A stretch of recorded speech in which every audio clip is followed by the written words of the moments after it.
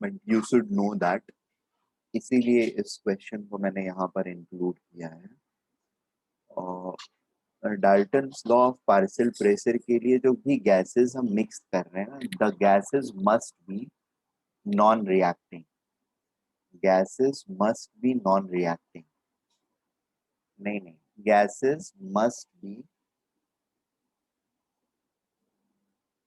Non reacting, ठीक है।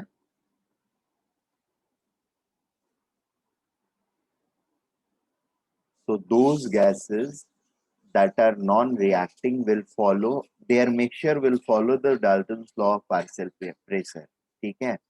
अगर गैस रिएक्ट कर गया, ठीक है ना, जैसे ए गैस एंड बी गैस मिल करके ए बी गैस बना लिया, राइट। तो अब ये जो फाइनल गैस बना, this will follow the Dalton's law of partial pressure, not these two. Are you getting this point?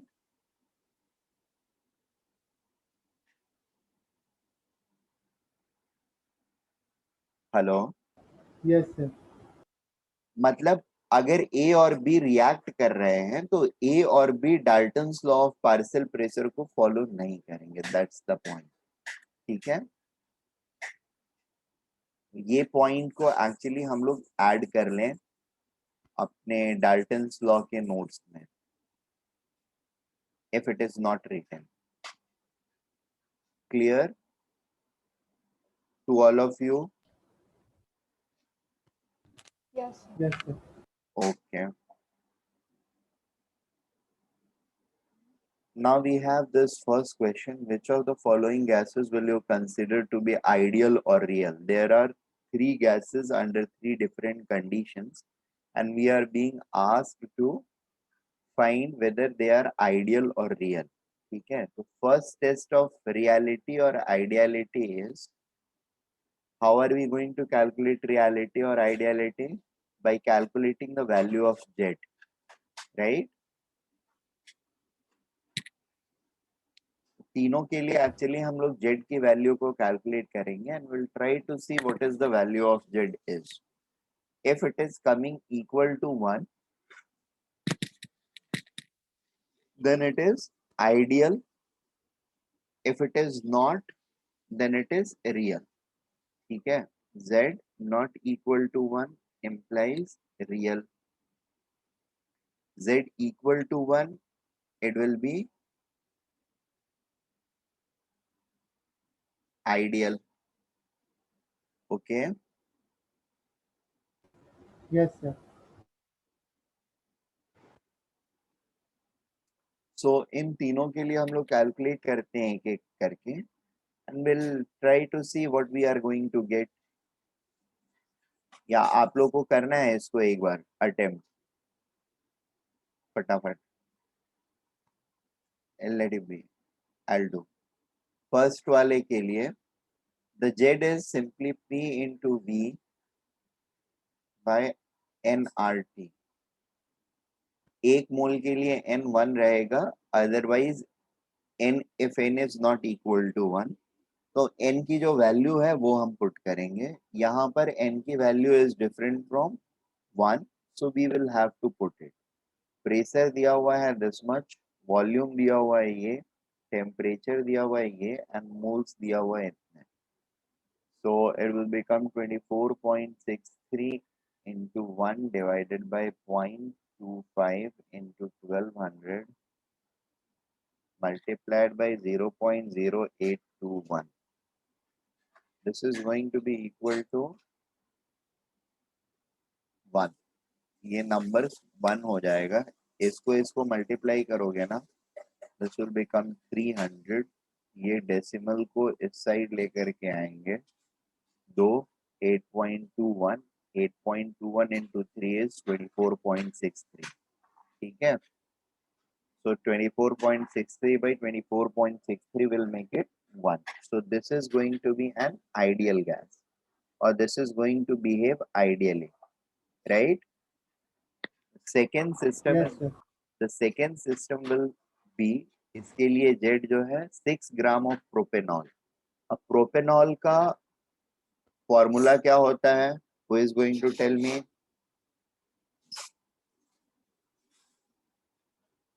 Methanol, ethanol, propanol, C3H7OH, that is its formula. Propanol, propanol का molecular weight जो होगा that will come out to be 60 gram, and 6 gram में number of moles जो हो जाएंगे हमारे वो हो जाएंगे 0.1. Is it okay for all of you? Yes, sir. ठीक है, बाकी लोगों को समझ में आ रहा है? Yes. Yes, sir. Yes, sir. Okay, तो सारे लोग अपना अपना व्यू पॉइंट खुद से बोल लिया करो सो दैट मुझे पता चले कि हाँ समझ में आ रहा है, ठीक है ना? अदरवाइज मुझे पता नहीं चलेगा ना, मैं अभी देख नहीं सकता हूँ आप लोग।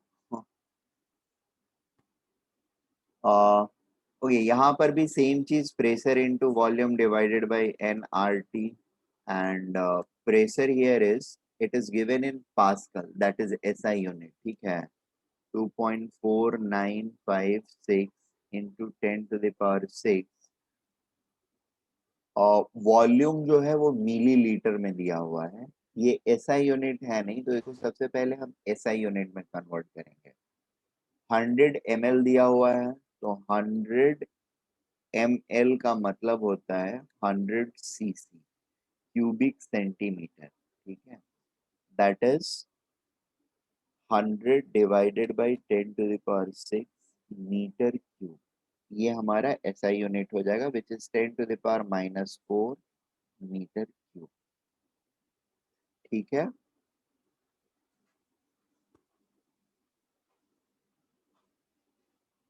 Hundred ml, that is 100 cc, which is also equal to 100 by 10 to the power 6 meter cube, that is 10 to the power -4 meter cube, ठीक है?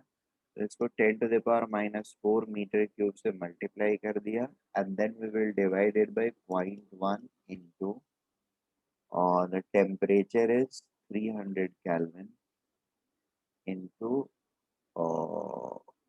the this thing R की वैल्यू जो है, इंस्टेड ऑफ, चूंकि ये दोनों SI यूनिट में है, तो we will have to take the value of R in SI unit, that is 8.314. Okay, Yes, sir. Hello, ठीक बा? हम बॉम्बे में ही बने।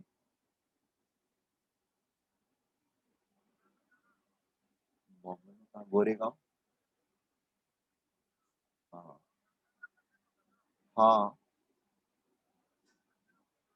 हाँ हाँ, definitely.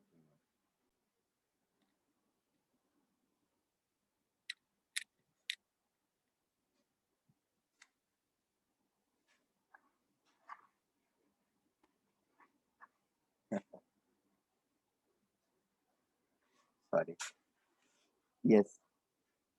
सो थर्ड वाले के लिए द जेड की value is going to come to, it's going to be less than 1, ठीक है?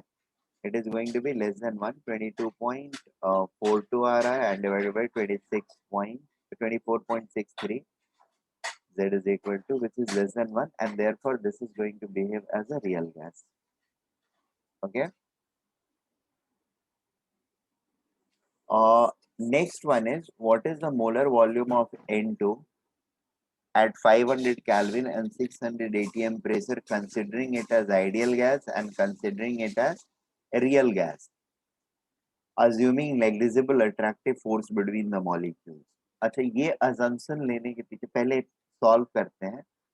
आइडियल गैस लेकर के करेंगे तो फिर बहुत ज्यादा मुश्किल नहीं होना चाहिए मेरे ख्याल से। P is equal to nRT/V हो जाएगा, ठीक है? और मोलर लिखा हुआ है, मतलब एक मोल का वॉल्यूम क्या होगा, तो N1 हो गया, सॉरी N1 हो गया। R इज 0.0821 इंटू टेम्परेचर 500 है, तो 500 लिख लेंगे, और यहाँ 600 ATM है, सॉरी मोलर वॉल्यूम निकालना है ना, V is equal to RT by nRT by P। तो ये 600 हो गया, इससे हमारा वॉल्यूम जो है वो आ जाएगा, right, ideal volume, V ideal. Is it okay?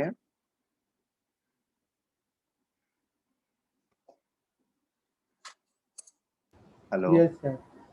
ठीक है। और ये कुछ 0.4105 बाई 6, 0.06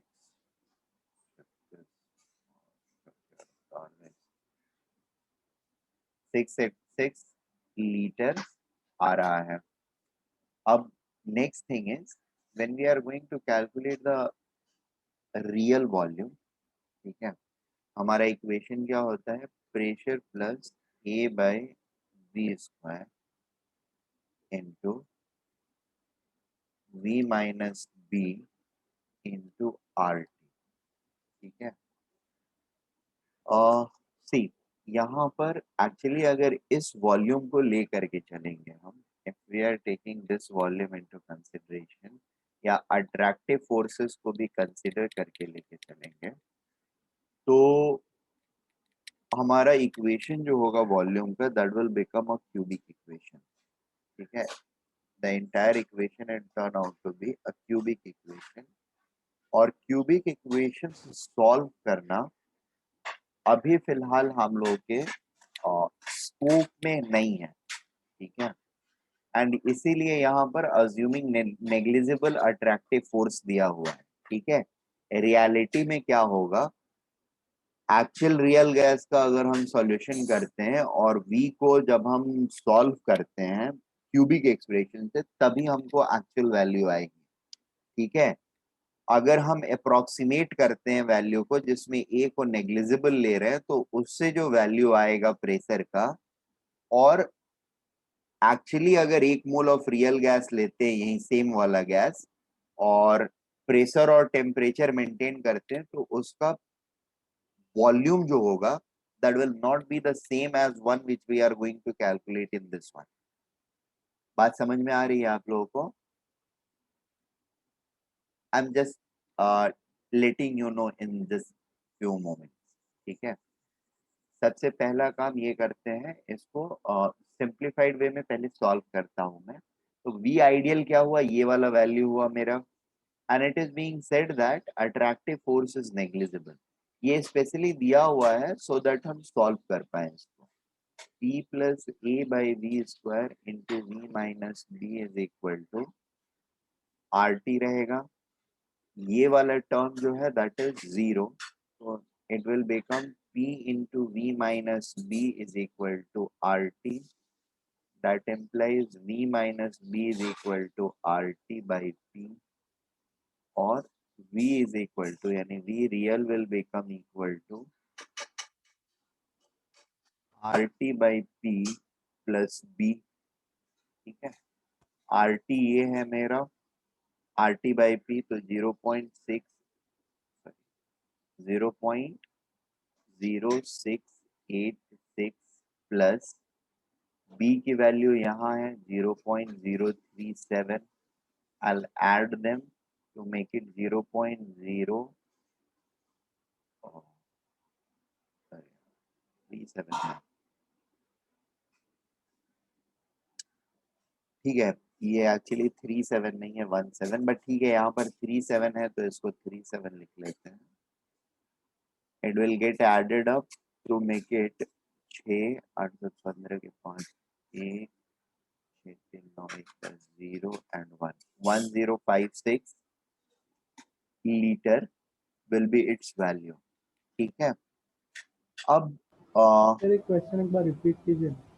क्या क्या, सॉरी, एक बार रिपीट कीजिए ना ये वाले क्वेश्चन। हाँ, इसमें मैं ये बोल रहा हूँ कि ये रियल गैस के हिसाब से इसको सॉल्व करना है, और इसमें दिया हुआ है कि अज्यूम नेग्लिजिबल अट्रैक्टिव फोर्स। तो नेग्लिजिबल अट्रैक्टिव फोर्स अज्यूम कर लेने से ये ए की वैल्यू जो है वो 0 हो जाएगी, क्योंकि ए ही इंडिकेटर है किस बात का, अट्रैक्टिव फोर्स का, right, active force is nil, ठीक है, and the gas is behaving really. Now यहाँ पर एक्चुअली अगर हम देखें, जैसे ये अगर मैं अट्रैक्टिव फोर्स, सॉरी, ये मैं अगर वॉल्यूम लेता हूँ और प्रेशर की वैल्यू क्या है 600 atm, ठीक है, ए बाई वी की वैल्यू अगर मैं देखता हूँ, ए की वैल्यू क्या है मेरी यहाँ पे, इट्स 1.4, ठीक है,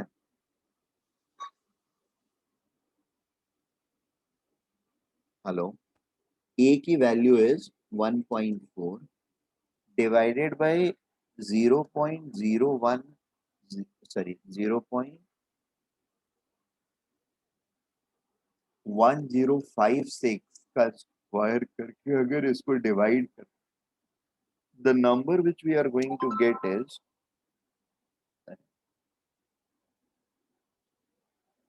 the number which we are going to get is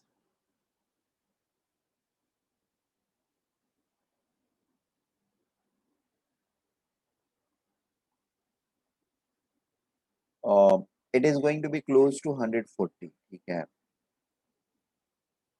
exact value मैं बता देता हूँ,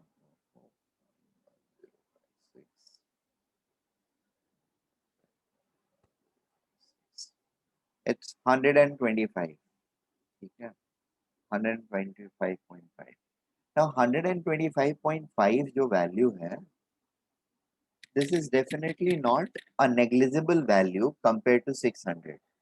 ये 600 के कंपैरिजन में बहुत छोटा नहीं है, it is almost 20% of 600।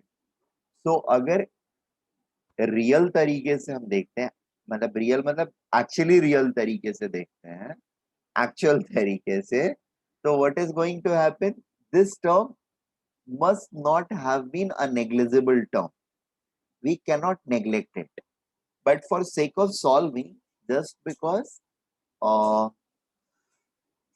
this number was not, I mean, this is something which is going to create a 3-degree equation, therefore we neglected it, ठीक है।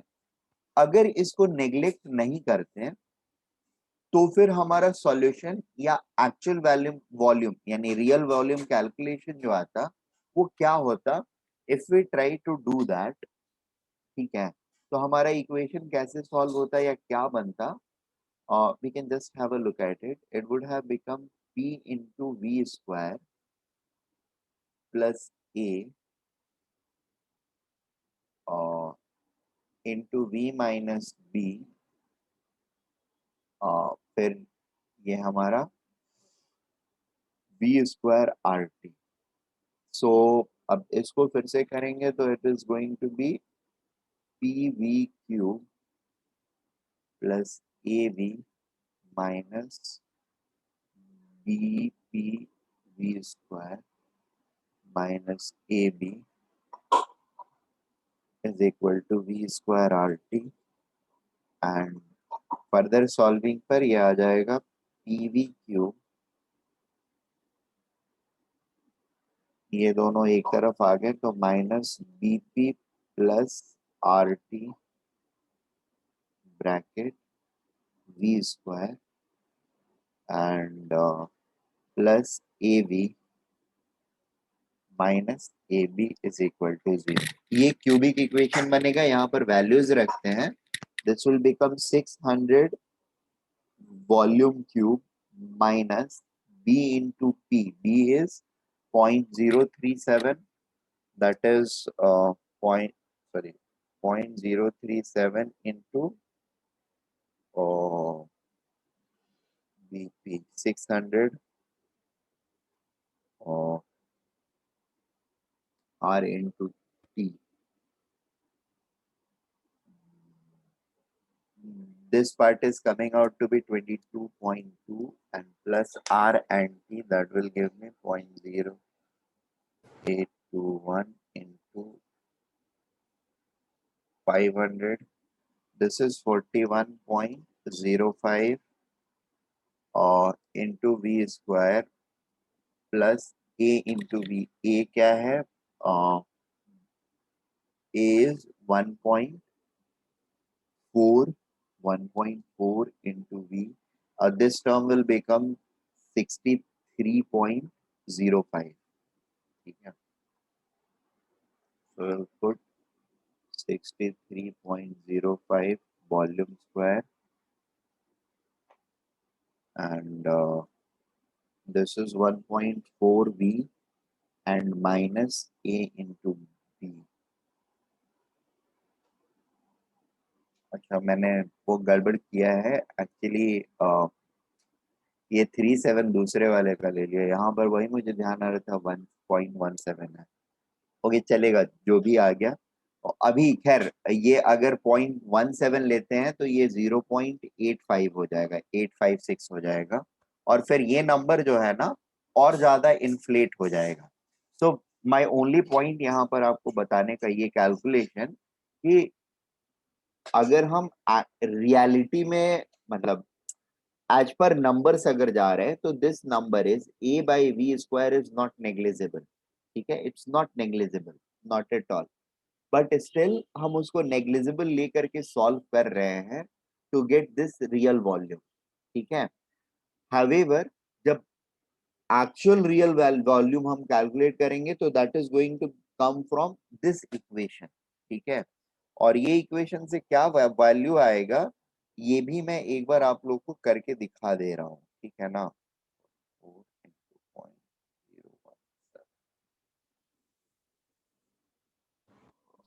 Okay, sir. 0.0238 equals to 0।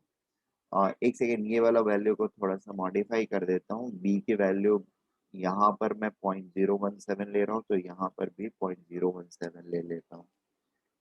7 2 600 plus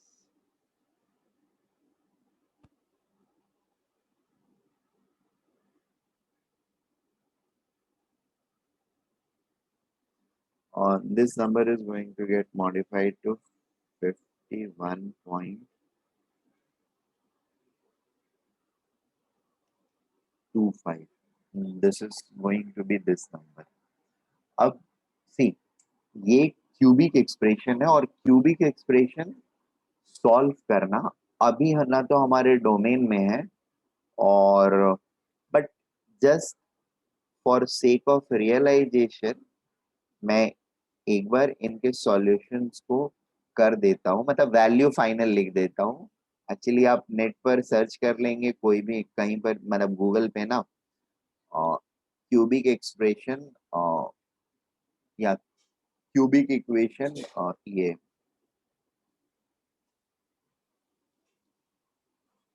solving, ये तो वो एक कुछ ना कुछ आ जाता है जिसमें आपको सिर्फ ये वैल्यूज एंटर करनी होंगी। ठीक है, and it will give you the value of v, and let me do that using that calculator.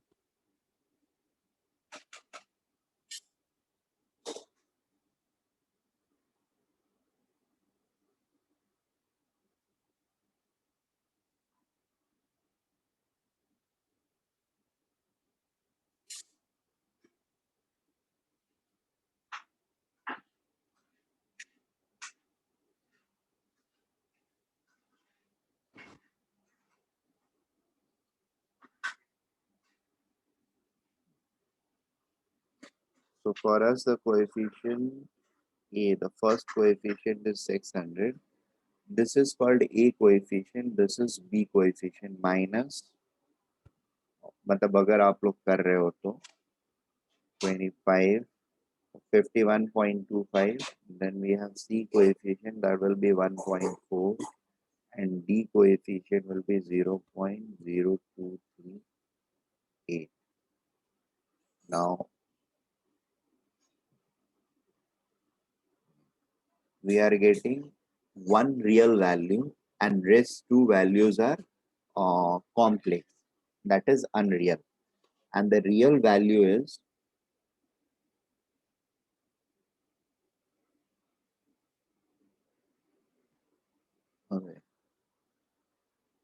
बहुत खतरनाक आ गया the value is coming out to be negative. It's minus 0.0115, which is obviously not going to be a true value. However, there can be cases जहाँ पर ये value actually हमको true value fetch करें. Are we getting this point? मतलब positive value v की positive value fetch करे. ये equation जैसे भी ड्राफ्टेड है और ये किसी और प्रॉब्लम मतलब यहाँ पर सिंप्लीफाइड वे में करने के लिए था. मैंने उसी इक्वेशन को एक्सटेंड करके एंड एक्चुअल वॉल्यूम के लिए सॉल्व कर लिया. It is somehow coming out to be negative number. I was just trying to show कि सॉल्व करेंगे कैसे अगर कभी जरूरत पड़ी तो. However, this is not going to be the case. अभी आपको जो भी सॉल्व करने के लिए वॉल्यूम वाले केसेस में मिलेगा ना, उसमें यही मिलेगा कि इसको नेग्लिजिबल कर लेंगे हम लोग. जनरली इसको नेग्लिजिबल, ए वाले फोर्स को नेग्लिजिबल कर लेते हैं, तभी हमको सॉल्यूशन पूछा जाता है वॉल्यूम का. अदरवाइज क्यूबिक इक्वेशन बनेगा और क्यूबिक इक्वेशन सॉल्व करना फिलहाल 11-12 के सिलेबस में नहीं है. ठीक है ना? So that is not going to come either वे.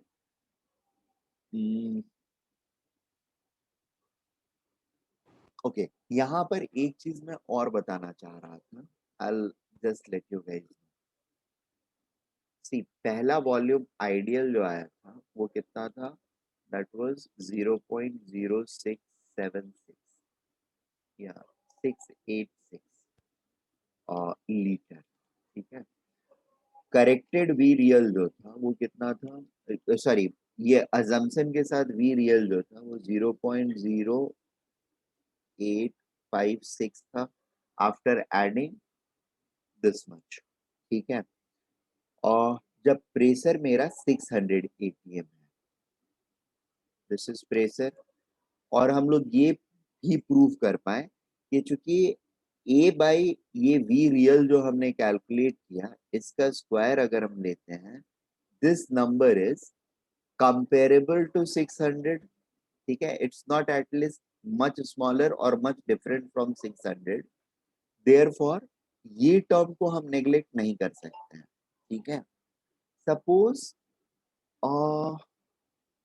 हम लोग 60 atm पर काम कर रहे होते हैं. ठीक है. और एक बार 6 atm पर काम करते हैं, 3 अलग अलग प्रेशर पर. And then we will try to see कि what type of things are we getting. ये बात समझ में आ रही है हम लोगों को? Thing Yes, sir. What type of things I am getting means क्या यहाँ पर जो वॉल्यूम कैलकुलेट कर रहे हैं by neglecting a by v square, that is working out to be true in this case or in this case. And इसके basis पर वो ग्राफ वाला रीजन जो है ना, उसको एक बार थोड़ा सा फिर से रिकैप करने की कोशिश करेंगे हम.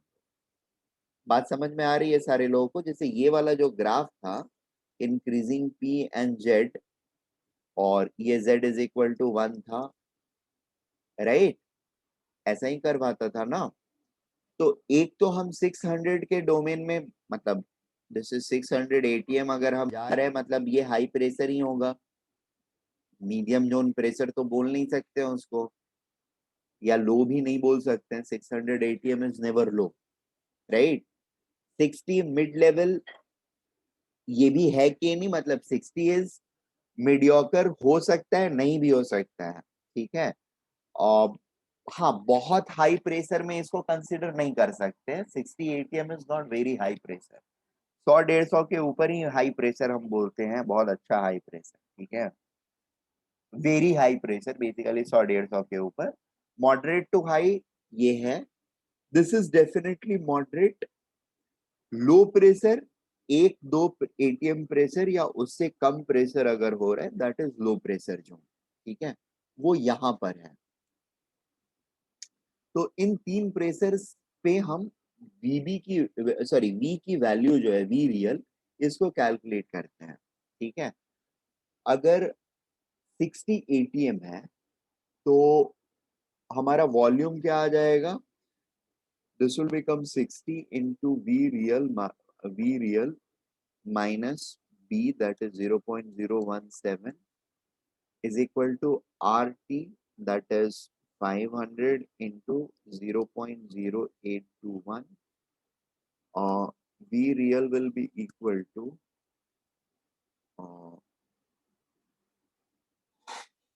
41.05 divided by 60 plus 0.017.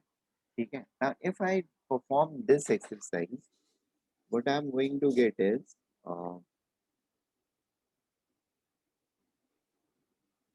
41.0505 divided by 60 is giving me 0.68 liters. 0.684 and plus 0.017. So I'm going to add 0.017. Okay. So this is equal to 0.70 liters roughly. अब इस वॉल्यूम के लिए अगर मैं A by V square calculate करता हूं तो what value I am going to get 1.4 divided by 0.7 का square and this number is 1.4 divided by 0.7 divided by 0.7. Now the number is coming out to be 2.85. 2.85 और roughly 3. ठीक है, less than 3 है actually. 3 with respect to 60. Can it be neglected or not?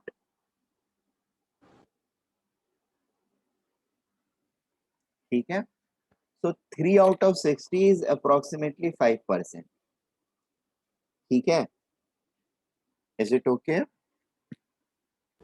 Yes, yes. और 0.28 out upon 60 करते हैं तो it would have been 2.85 sorry 2.85 divided by 60 अगर हम करते हैं it is 4.7. this is 4.75%. ठीक है. जनरली अगर हमारा 5% या बिलो रहता है तो we can safely neglect it. ठीक है. द लेसर इज इट और it will be good but up to 5% तक we can safely neglect the this particular thing. मतलब अगर कोई भी चीज कोई नंबर A है इसके साथ कोई दूसरा नंबर B ऐड किया हुआ है and B is suppose B by A is less than 5%. ठीक है. B by A into 100 is less than 5%. So in this scenario we can easily neglect B in comparison to A. B को छोड़ के अगर हम सिर्फ A के basis पर वैल्यूज कैलकुलेट करेंगे that is not going to generate a huge amount of error in our calculation. ठीक है. तो इस चीज को हम नेग्लेक्ट कर सकते हैं. That means यहाँ पर अगर वॉल्यूम को मैं नेग्लेक्ट करके कैलकुलेशंस कर रहा हूं then I am not making a big mistake. ठीक है. The way I was making at 600 ATM, I'm not making the similar mistakes as on 60 ATM. 60 ATMs में जो मैं मिस्टेक कर रहा हूँ calculation in volume that is fairly okay. ठीक है. अब एक काम और करता हूं मैं यहाँ पर ये वाली वैल्यू मैंने कैलकुलेट करी. अब इसी 60 ATM पर मैं क्यूबिक वाला जो एक्सप्रेशन था अपना ना उसको सॉल्व करके एक बार देखता हूं कि क्या आता है. Now all these exercise I am doing is just to make you guys realise few things. ठीक है. और ऑब्वियसली चीजें न्यूमेरिकल लेवल पे या कैलकुलेटिव लेवल पे दे आर बिट 0.01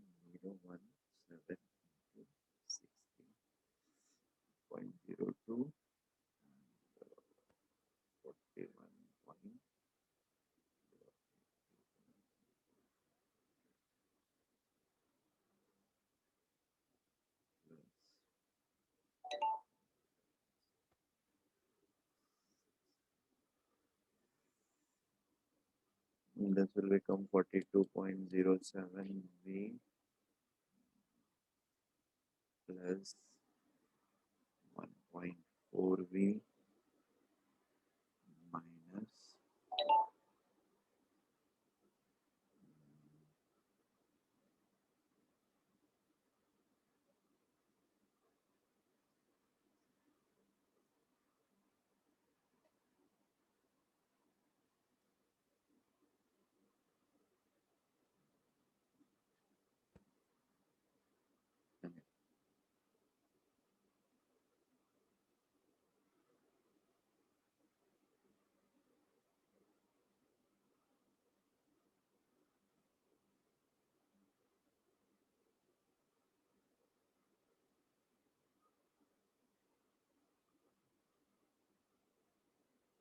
ओके। इस इक्वेशन को जब मैं सॉल्व कर रहा हूं तो what value I am getting is, actually इस बार तीनों वॉल्यूम जो है they are coming out to be real number. एक निगेटिव है और दो पॉजिटिव वैल्यूज हैं।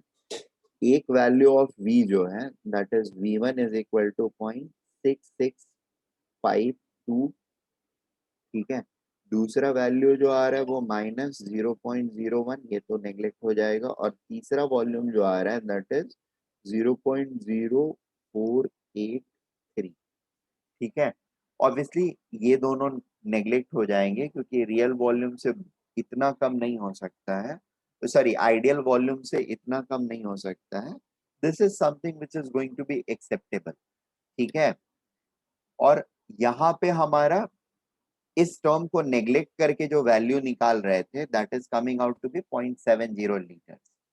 दे are in good comparison, yeah there is not much difference in them, so this can approximate this one, या इसका ये इस वैल्यू से के में जितनी हमको इंफॉर्मेशन मिलेगी हमारे गैस के बारे में वो लगभग उसी टाइप का इंफॉर्मेशन ये वाला वैल्यू भी हमको दे पाएगा, ठीक है। तो a by v square को नेग्लेक्ट करना is not going to change the characteristic of the real gas in that great sense, ठीक है। अभी हम लोग आते हैं 6 ATM वाले पे। When I'm going to do the calculations for 6 ATM, 6 ATM पर सबसे पहले मेरा आइडियल वॉल्यूम क्या होगा ये मैं कैलकुलेट कर लेता हूं। फिर a by v स्क्वायर को नेग्लेक्ट करके मैं कैलकुलेट कर लूंगा। 6 ATM पर मेरा आइडियल वॉल्यूम जो होगा v ideal that is going to be equal to r 500 into 0.0821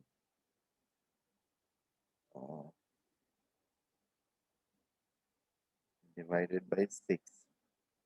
This is coming out to be 6.84 liters. V real with a equal to 0 ये अज्यूम करके हम लोग कर रहे हैं, तो it will become 6.84 plus 0.017 that is 6.857 liters, ठीक है। और अगर हम इसको नहीं अज्यूम कर रहे हैं a नॉट इक्वल टू 0 हम अज्यूम कर रहे हैं यानी क्यूबिक इक्वेशन सॉल्व करने की कोशिश करेंगे, this time it will become 6v cube minus यहाँ पर इट्स 0.0821 into 500 this plus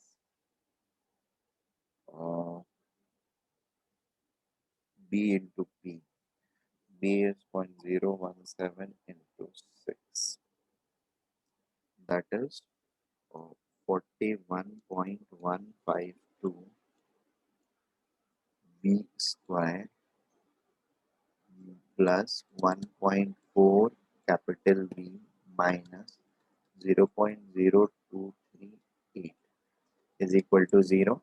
इसको अब मैं अगर सॉल्व करता हूँ तो the values which I am going to get is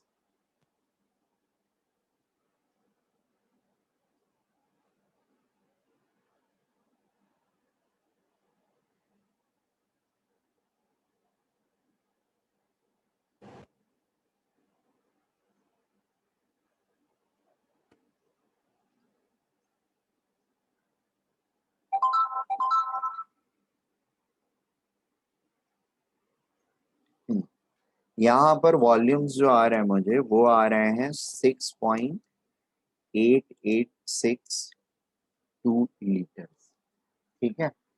again this is in very much close proximity to this, the one which we are calculating assuming a is equal to 0।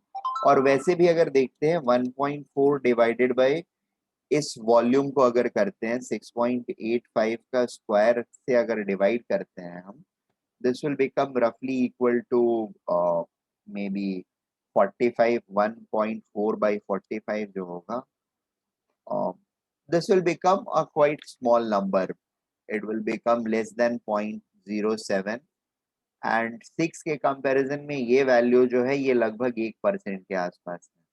If I divide 0.07 by 6 into 100 करता हूँ, this is going to be equal to 1%, and 1% error को हम peacefully neglect कर सकते हैं। तो सबसे कम effect जहां पर हमको मिल रहा है ए को नेग्लेक्ट करने का, दैट इज दिस 6 ATM वाला zone.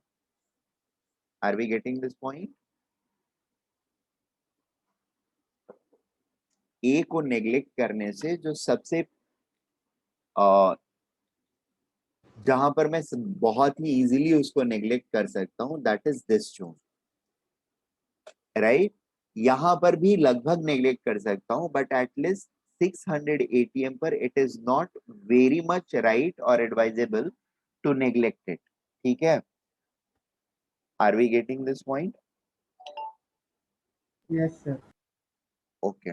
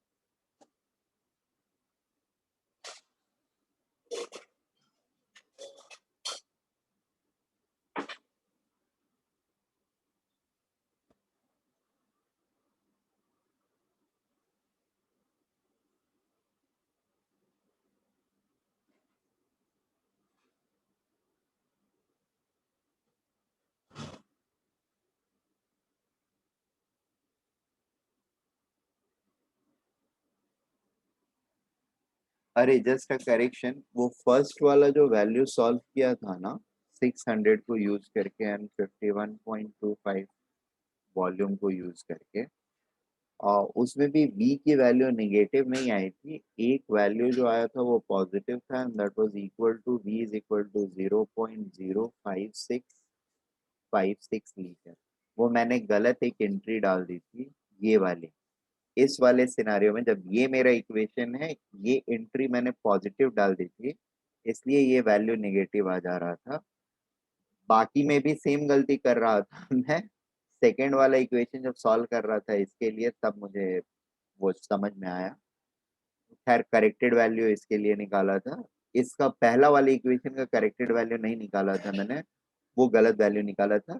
So v for this equation is also going to come positive, और नेगेटिव आया तो आई वाज बिट सरप्राइज। बाद में देखा तो यही रीजन था, ये निगेटिव के बदले मैंने पॉजिटिव 0.0238 ऐड एंटर किया था सिस्टम के अंदर, इसलिए वैल्यू जो आ रही थी v की वो निगेटिव आ रही थी, ठीक है। इस इक्वेशन को सॉल्व करेंगे, 600 v cube 51 minus 51.25 v square, तो it is going to give us positive value, ठीक है। एनीवे ये पॉजिटिव है निगेटिव है उससे मुझे फर्क नहीं पड़ता है, मुझे जो समझाना था वो ये समझाना था कि हम इस p के रेस्पेक्ट में a बाई वी स्क्वायर को कब नेग्लेक्ट कर सकते हैं, कब नहीं कर सकते हैं, इसका आइडिया आपको देना था, ठीक है। या कहीं पर भी, अब यहाँ पर मैंने आप लोगों को डिटेल आइडिया दिया, आयनिक इक्विलिब्रियम में रिलेटिवली मैं इस चीज को कम मतलब स्किप करूंगा, आइडिया वहां पर भी दूंगा, बट इतना डिटेल में नहीं बताऊंगा विथ नंबर्स, क्योंकि इसमें टाइम जाता है, ठीक है। कहीं पर भी ए एंड बी नंबर को ऐड करना है, if B number is less than 5%, ठीक है, that is B by A into 100 is less than 5%, तो बी को मैं सेफली नेग्लेक्ट कर सकता हूँ ए के रेस्पेक्ट में। Are we getting this point? या डिवाइड सॉरी सब्ट्रैक्ट भी कर रहे हैं, and b by a is 200 is 5%, या b by a is less than or equal to 0.05, then we can easily ignore this particular term। ठीक है, ये बात क्लियर है सब लोगों को? Yes, sir. ठीक, Yes, sir. चलेगा। Let us come to problem 3. 2 moles of ammonia occupy this much. Calculate pressure if gas obeys ideal gas and real gas law। ठीक है, ये दोनों कर लेंगे हम लोग। कंप्रेसिबिलिटी फैक्टर भी निकाल पाएंगे या कोई प्रॉब्लम रहेगी?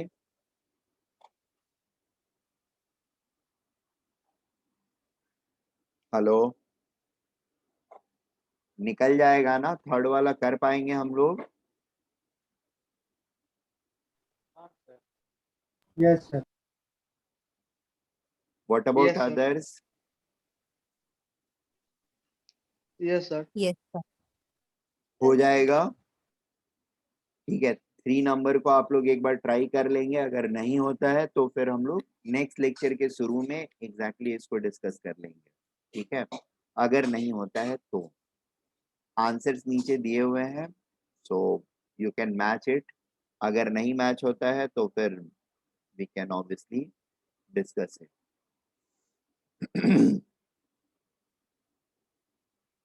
Fourth one, calculate compressibility factor for 1 mole of ammonia sample at minus this, exerting a pressure of this in 1 liter vessel।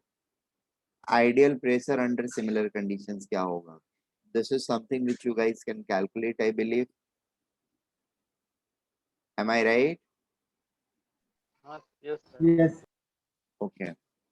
Next thing is, देखो वैंडरवाल कांस्टेंट B की वैल्यू 2 रियल गैसेस के लिए दी हुई है, और हमको रेडियस ऑफ मॉलिक्यूल या फिर डायमीटर ऑफ मॉलिक्यूल निकालने के लिए बोला जा सकता है, ठीक है। तो B क्या होता है? B is nothing but B is equal to 16/3 pi r cube into Na, यही होता है ना। अब पॉइंट ये है कि B जो है हमारा लीटर पर मोल में दिया हुआ है, ठीक है। लीटर को सबसे पहले हम लोग, अगर मुझे आर को एसआई यूनिट वगैरह में निकालना है तो लीटर को पहले मैं मीटर क्यूब वगैरह में कन्वर्ट कर लूं। तो लीटर को अगर मैं मीटर क्यूब में कन्वर्ट करता हूँ 0.2788 इंटू 10⁻³ लीटर्स हो जाएगा।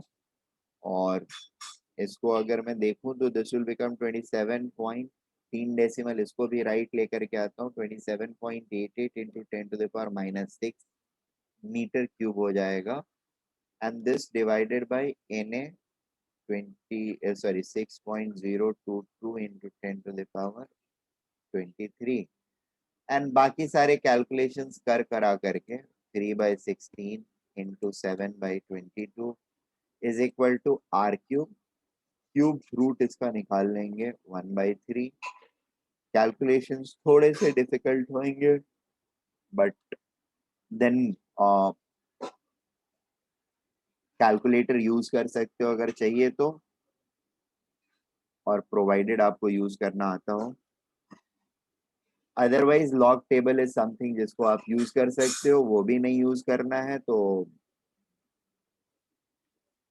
चीजें थोड़ी सी सिंप्लीफाई करके लिख लेंगे तो शायद कुछ ना कुछ वैल्यू हम लोगों को मिल भी जाए।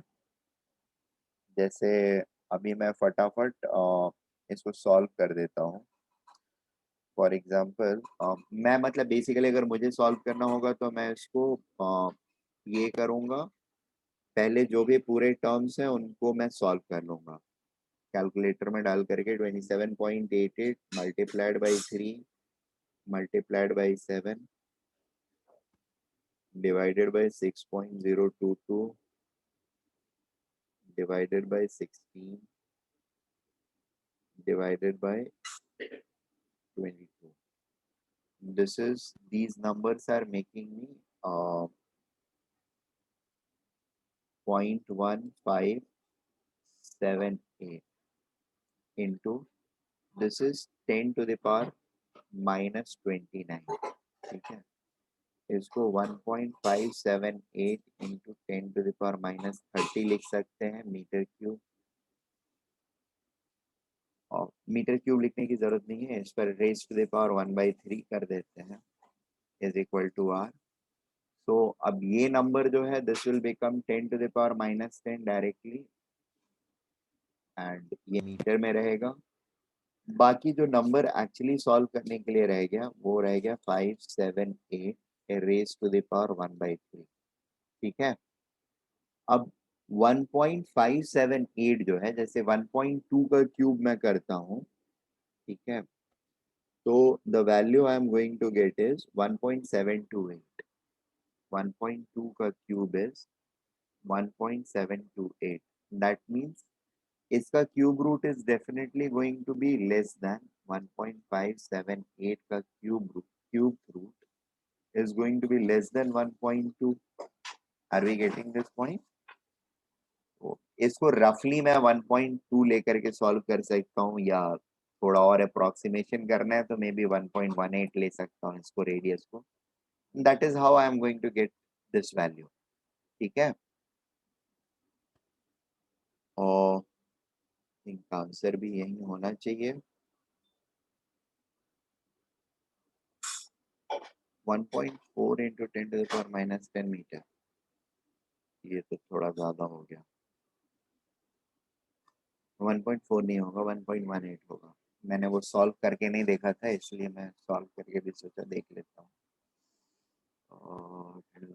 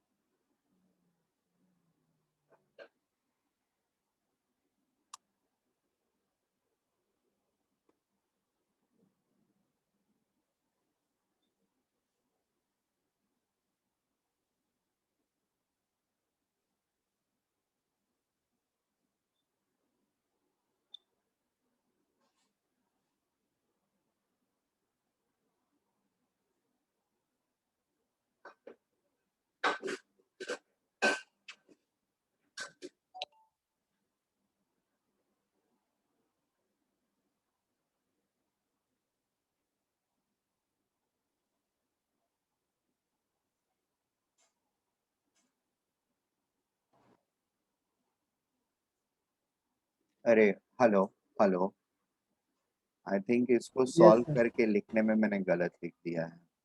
This is not 0.157, it is coming out to be 0.2762, ठीक है। और this will become 2.762 into 10 to the power minus 30. अभी इसका क्यूब रूट जो होगा ना 2.762 का cube root that will happen to be 1.4. ये मैंने आई थिंक गलत कैलकुलेट कर दिया था. टेक्निकली गलती हुई कैसे 3 divide multiply 7 divided by 6.022 divided by 16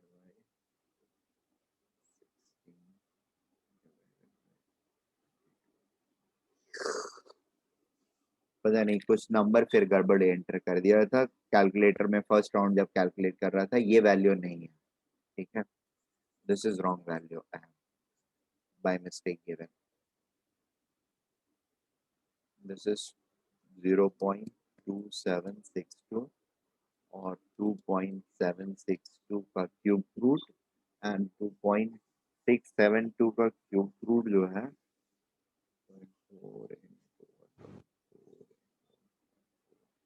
ठीक है, रफली 1.4 ही आ रहा है. इट विल बी 1.4 से थोड़ा सा ज्यादा, मे बी 1.42 के आसपास रहेगा. ठीक है. Sir, how did you calculate इसका cube root? नहीं वो अप्रोक्सीमेशंस बच्चा, अप्रोक्सीमेशंस भी नहीं, अंदाजा.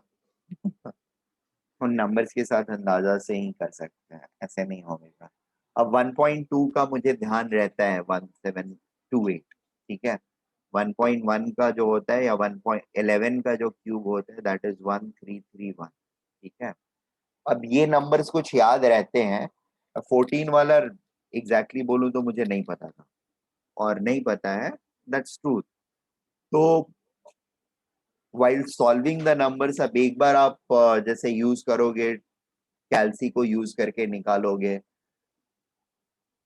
ये नंबर जो भी आएगा उस नंबर को थोड़ा सा ध्यान में रखने की कोशिश करेंगे हम लोग, या फिर अलग से एक पेपर पर लिख करके रख लेंगे कि 14 का क्यूब जो है, जैसे इसको सॉल्व करते टाइम अगर हमको पता चलता है कि 14 का क्यूब जो है that is coming out to be, या 1.4 का cube is coming out to be whatever number it is, तो अगली बार फिर से उसके आसपास का कोई, जैसे 2.2744 है 14 का क्यूब. ठीक है, अगली बार कभी मैं 2.774 के आसपास कहीं पर रहा हूं या 2.8 या 2.6, तो इट शुड स्ट्राइक कि 1.4 का क्यूब ही इसके आसपास में रहेगा. That is how your grip on numbers increase, और इससे आपकी प्रॉब्लम सॉल्विंग इंप्रूव होती है. ठीक है, problem solving is not just about knowing the equations and forming the equation. You have to be like numbers के साथ भी प्ले करना हमें आना चाहिए. और ये आई मीन प्रैक्टिस के साथ ही आ सकता है. It's not going to come just like that. हाँ, अप्रोक्सीमेशन का एक तरीका डेफिनेटली और है. जैसे मैंने स्क्वायर रूट के लिए पता नहीं आप लोगों को, सारे लोगों को बताया होगा, कुछ लोगों को बेसिक वाले कोर्स में बताया था. एक रास्ता तो है ही इसका. जैसे मैं 1 से अप्रोक्सीमेट कर सकता हूँ इसको. 2.7 सॉरी यहाँ पे क्या वैल्यू था हमारा, 2.762 था ना. Okay, 2.762 is equal to suppose 1 plus a which is a decimal number, इसका क्यूब है ये. ठीक है, this will be 1 plus 3a into a plus 3, sorry, a plus 1, right, where a is a decimal number that is known to us, and फिर finally यहाँ पर a cube रहेगा. अब a is a decimal number, therefore a cube will be much smaller than 1, that I can assume, right. अगर मान लो 0.2 भी है, 0.2 का क्यूब क्या हो जाएगा 0.008, राइट. 3 डेसिमल के बाद 0.8 भी अगर रहेगा, इसका क्यूब करेंगे तो इट विल बिकम 0.512. ठीक है, दिस इज मतलब ये नेग्लेक्ट करने लायक नहीं है, बट ठीक है, इसको भी एक हद तक मतलब अप टू अ लेवल हम इसको भी नेग्लेक्ट कर सकते हैं। हाउएवर 0.7, 8 और 9 वाले जो होते हैं वो नेग्लेक्ट करने लायक नहीं होते हैं, बट अप टू 0.4 के क्यूब तक हम लोग पीसफुली इसको नेग्लेक्ट कर सकते हैं। This number is going to be 0.064। ठीक है, इट इज ओनली आफ्टर 6 जब हम नेग्लेक्ट नहीं कर पाते हैं, नेग्लेक्शन के लेवल से ऊपर चला जाता है। 0.7 के क्यूब को, 0.8 के क्यूब को या फिर 0.9 के क्यूब को हम 1 के रेस्पेक्ट में नेग्लेक्ट नहीं कर सकते। These numbers are slightly larger. ये 343 रहता है, 0.512 रहता है और ये 0.729 रहता है। इनको नेग्लेक्ट नहीं कर सकते। 0.6 वाला जो रहता है ना, दैट इज 0.216 रहता है। 5 वाला 0.125 रहेगा। 4 तक को तो हम आराम से कर सकते हैं, 0.4 तक को। ठीक है, इसको अभी के लिए हम नेग्लेक्ट कर देते हैं and we will calculate to see कि हमारा वैल्यू कितना आ रहा है। ठीक है ना, ये 1 हो गया प्लस 3a² प्लस 3a। अब यहाँ पर भी मैं एक काम करता हूँ, इसको फिलहाल के लिए मैं नेग्लेक्ट कर देता हूँ। ठीक है, क्योंकि यहाँ पर स्क्वायर टर्म है। So just for sake of fast calculation, अभी 3a + 1 इज इक्वल टू 2.762 आ रहा है।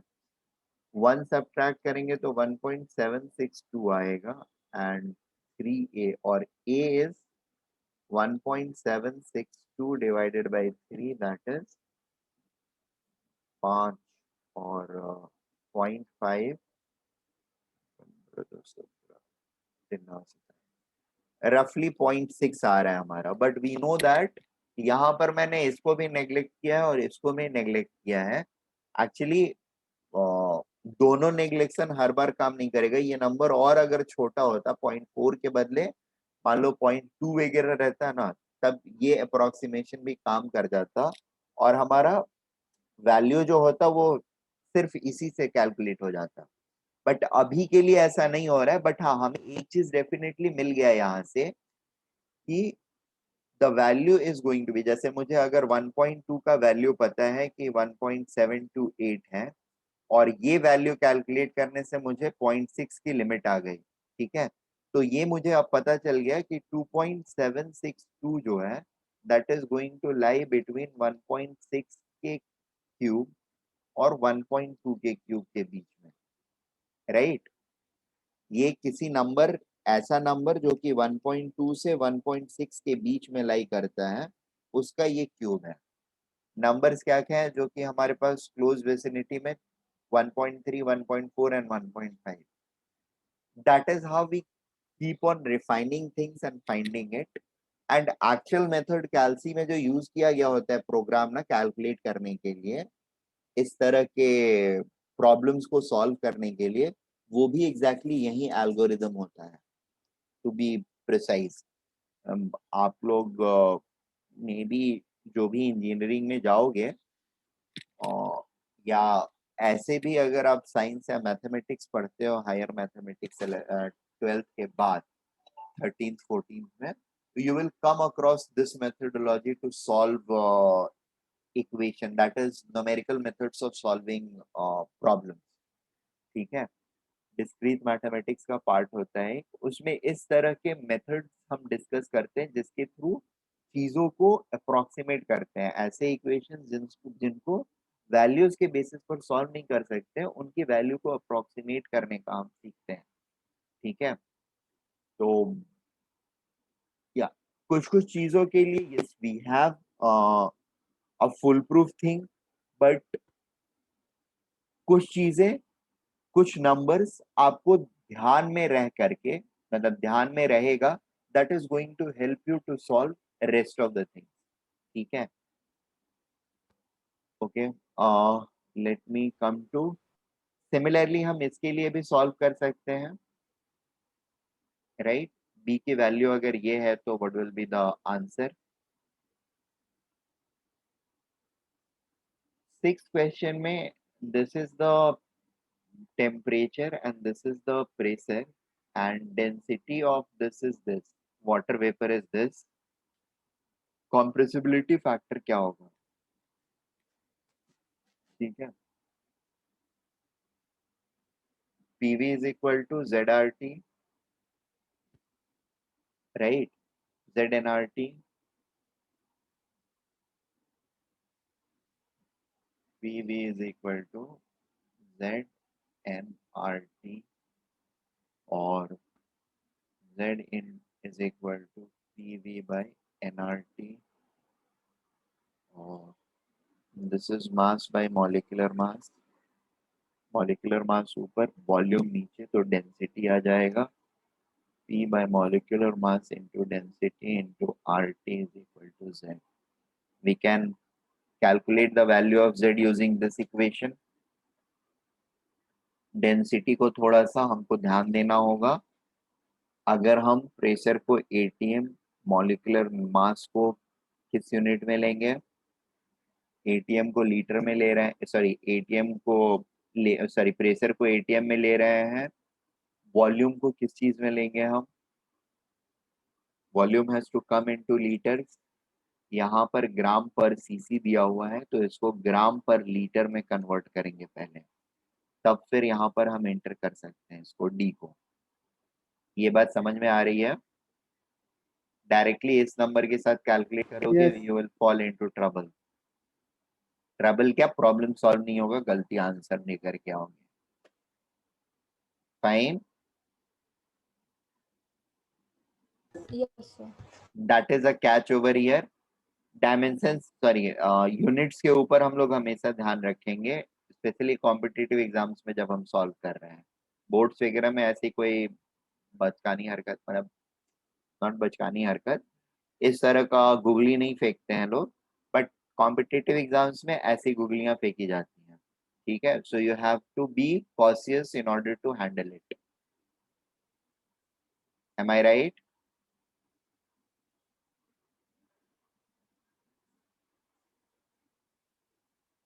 Yes, sir. अगर कॉन्फिडेंट नहीं हो, जैसे यहाँ पर अब एक चीज देखो, अगर हम कॉन्फिडेंट नहीं है कि अब इसको एटीएम में लिया, इसको डिग्री सेल्सियस में लिया, वॉल्यूम है नहीं, लीटर नू, ये सीसी का मतलब तो एमएल होता है, मिलीलीटर है, सीसी का एमएल याद नहीं आ रहा है, बट सीसी क्यूबिक सेंटीमीटर होता है ये याद आ रहा है। What to do next? बहुत इजी काम है, क्या करना है, सारी चीजों को एसआई में लेते हो, ठीक है। If you are stuck anywhere in, कहीं पर भी लग रहा है कि यार सही हो रहा है गलत हो रहा है, ज्यादा मत सोचो, सारे नंबर्स को एसआई में लेते हो। इसको एसआई में लाओगे तो 1.013 इंटू 10⁵ हो जाएगा। इसको एसआई में लाएंगे तो 0.006, सॉरी 0.006 डिवाइडेड बाई, ये ग्राम है, केजी करने के लिए 1000 और सीसी को मीटर क्यूब करने के लिए ऊपर 10⁶ से मल्टीप्लाई कर लेंगे, net 10⁻³ so this will become kg per meter cube। और मॉलिक्यूलर वेट जो है,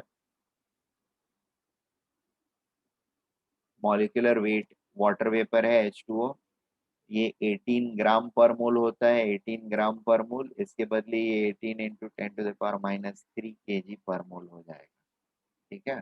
अब सारे नंबर्स को यूज कर लेंगे और R की वैल्यू 8.314 डाल लेंगे and we can easily do that.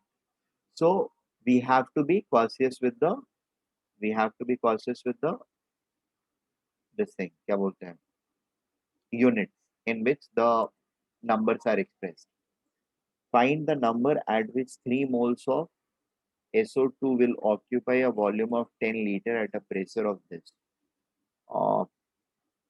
Temperature find करना है, having given other factors, so we can do this। P plus A by V square, volume दिया हुआ है, A की वैल्यू पता है हमको, ठीक है।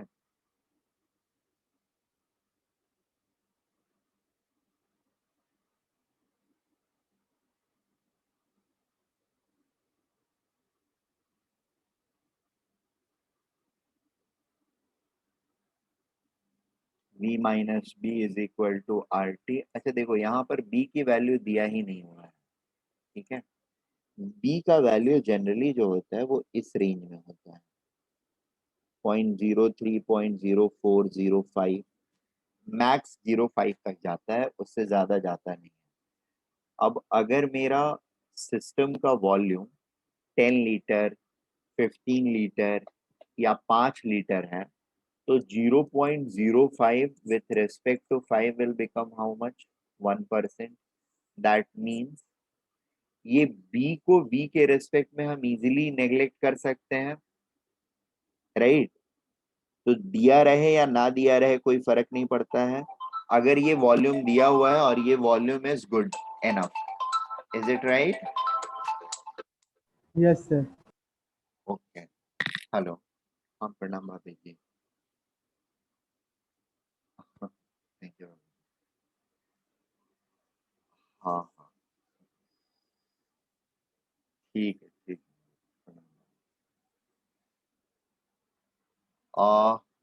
Is it okay?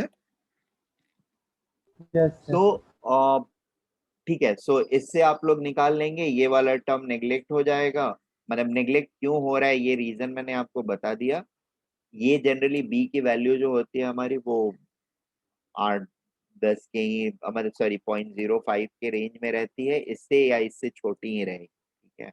इससे बड़ा नहीं है कोई भी, हार्डली कोई एक 6 या 8 के आसपास 0.08 के आसपास तक जाता है, उससे बड़ा नहीं होता है लीटर्स पर मिनट। तो उनको 10 लीटर के रेस्पेक्ट में हम इजीली नेग्लेक्ट कर सकते हैं, इसीलिए बी की वैल्यू दी ही नहीं गई है हम लोग। Okay, next thing is value of van der Waal constant A for gases O3, O2, NH3, CH4 are respectively this and this.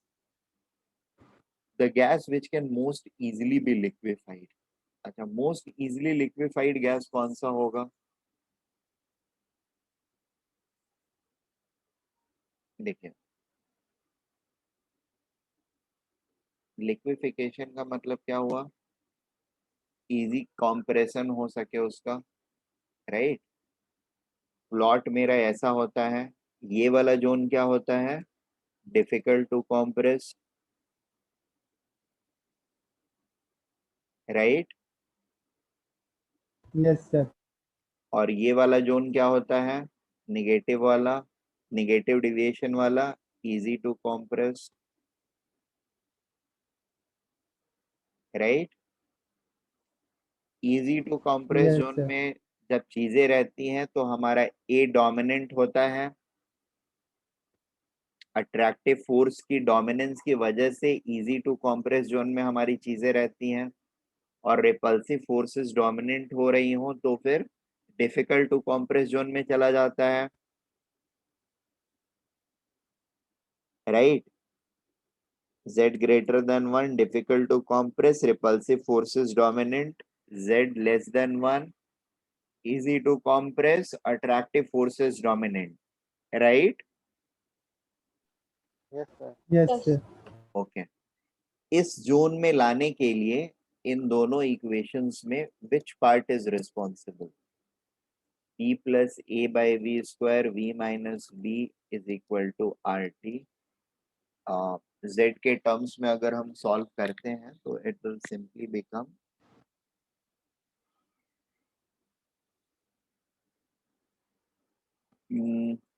okay.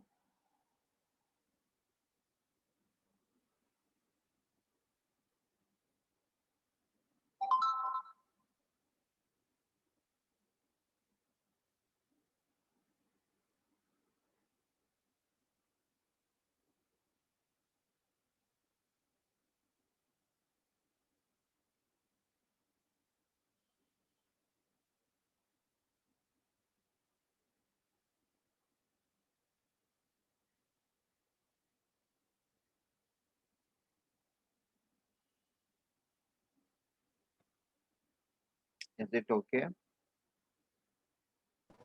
Yes, sir. RT by 1 minus B by V minus A by V is equal to PV. That implies PV by RT is equal to 1 by 1 minus B by V minus A by V R T. ठीक है, ये वाला ऊपर जाता है तो this becomes 1 minus B by V का to the power -1, और इसी के एक्सपेंशन से वीरियल कोएफिशिएंट आता है। ठीक है ना, याद है? सर एक बार रिपीट कीजिए। इसके एक्सपेंशन से, ये वाला जो एक्सपेंशन है, इसी से वीरियल इक्वेशन आया था ना।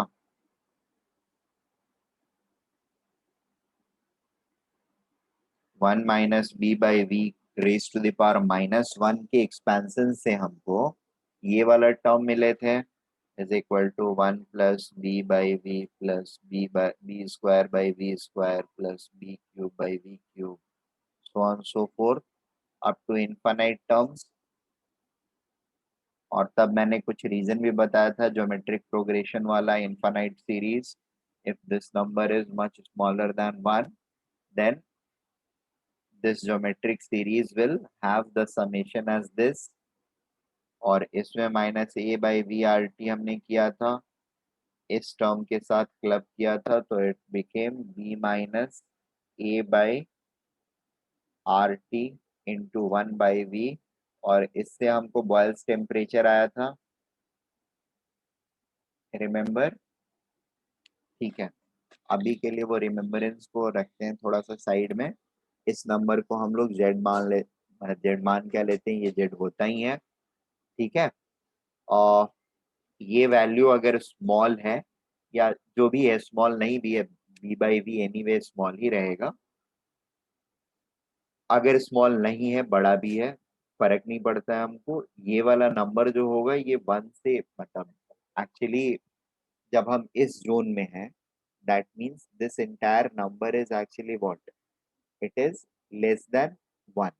ठीक है, लेस देन 1 रहने के लिए ये नंबर अगर बहुत बड़ा है तो ये नंबर को भी बड़ा होना पड़ेगा, सच दैट दोनों का डिफरेंस 1 से छोटा हो जाए। ठीक है, ये नंबर जनरली 1 से बड़ा रहेगा, क्योंकि 1 divided by 1 minus B by V is always going to be a positive number. बड़ा या छोटा जैसा भी हो, हमेशा पॉजिटिव नंबर रहेगा, यानी ये नंबर 1 से छोटा हो जाएगा। 1 को 1 से छोटे नंबर से डिवाइड करेंगे अगर हम, तो this number will be larger than 1। ठीक है, थैंक यू बेटा। और अगर हम लोग आ रहे, मतलब ये निगेटिव डिविएशन जोन में अगर हम आ रहे हैं, that means this number is making us go below negative deviation zone, that is less than 1 zone में। z की वैल्यू 1 के नीचे पुल करने के लिए रिस्पॉन्सिबल कौन है? a की वैल्यू। a जितना ज्यादा होगा, z क्या होगा मेरा, उतना कम होगा। और z जितना कम होगा, उतना ज्यादा इजीली कॉम्प्रेसिबल मेरा गैस होगा। Am I right? So larger the value of a, easily compressible the gas is going to be. Am I making sense?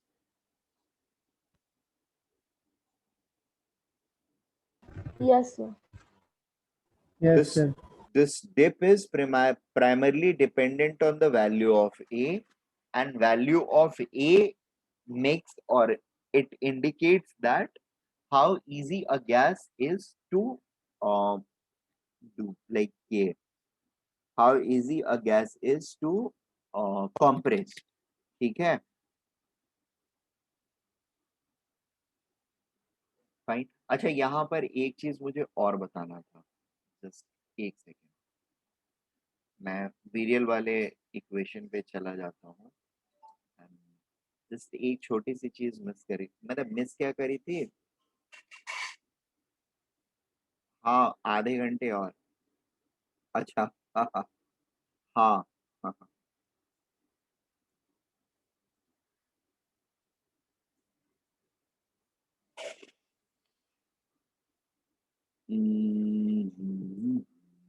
वीरियल equation कहाँ गया?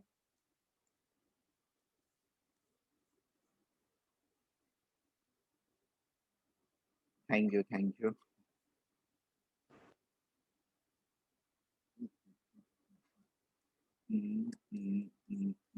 हाँ, देखिए, जो चीज रह गई थी बताने के लिए वो ये थी, जैसे ये टर्म जो हुआ ना,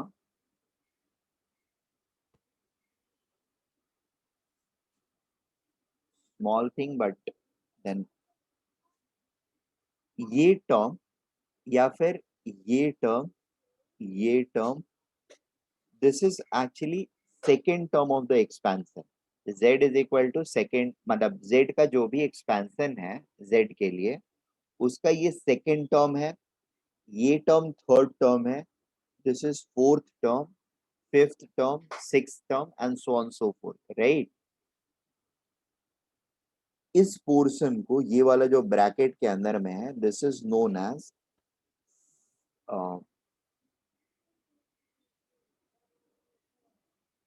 second virial coefficient, second virial coefficient, ठीक है। ये third virial coefficient, fourth virial coefficient and so on so forth. Are we getting this point? Yes, sir. एक सेकेंड, जस्ट एक सेकेंड दो मुझे थोड़ा सा।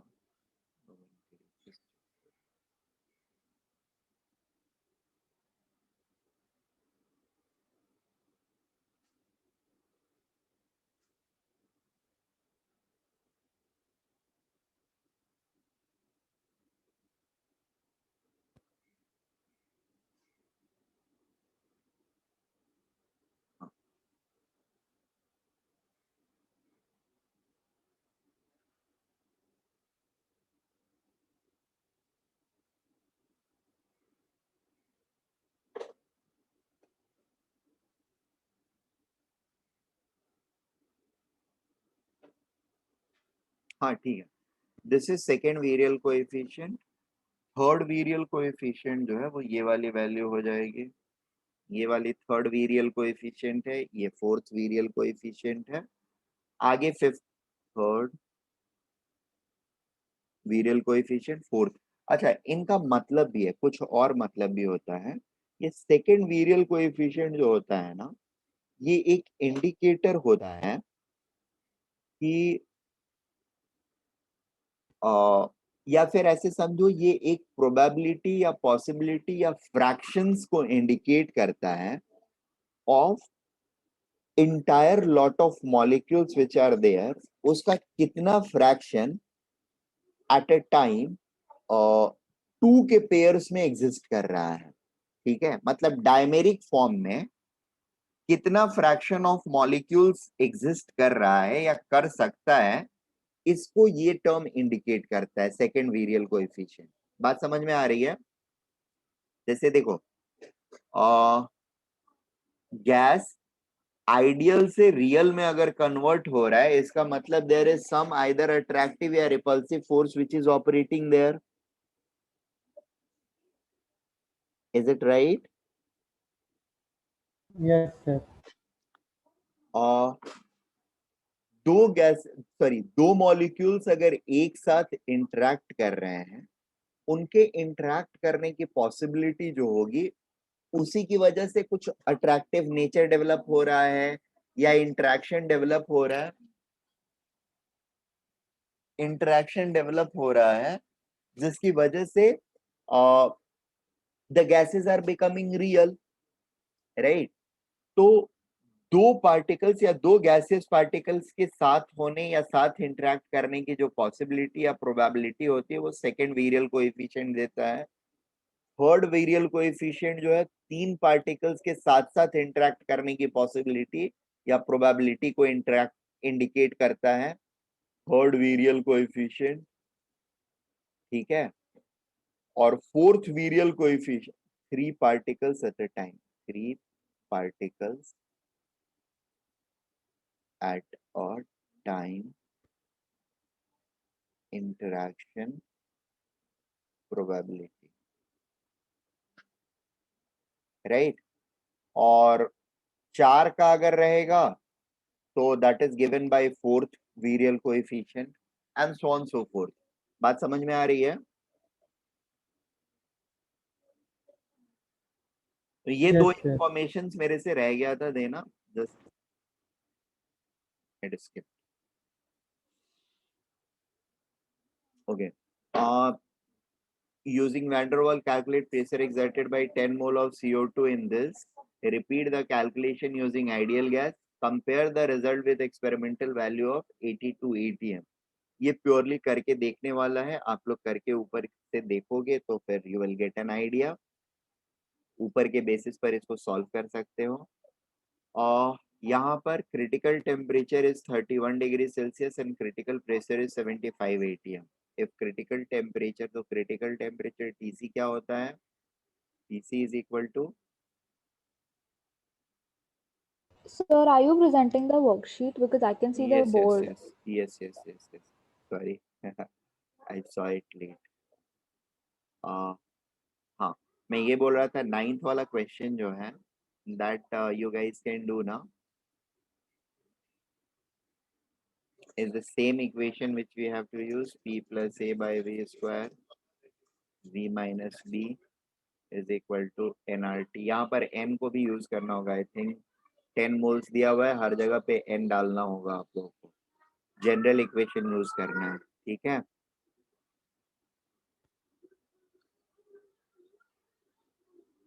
Is it okay? Yes, sir.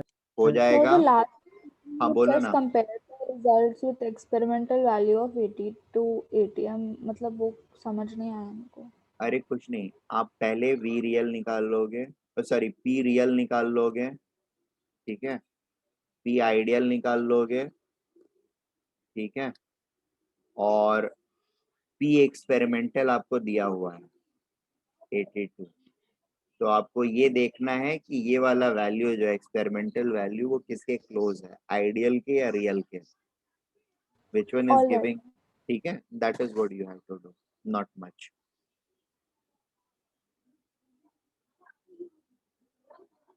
और next one is critical temperature दिया हुआ है हमको, क्रिटिकल टेम्परेचर मतलब TC, TC is equal to 8 by 27 br,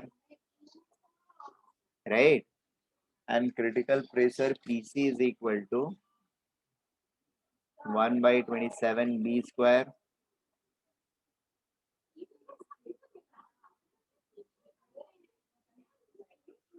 and VC is equal to 3b,